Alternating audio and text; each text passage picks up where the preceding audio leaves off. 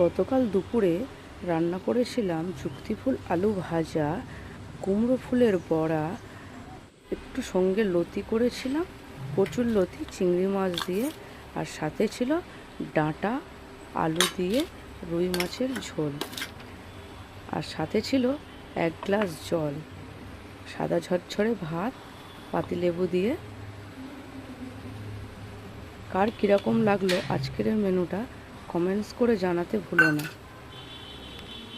আর মাটির থালায় খেতে কার কার ভালো লাগে প্লিজ কমেন্টস করে জানাবে। আমার তো খুব ভালো লাগে মাটির থালায় খেতে।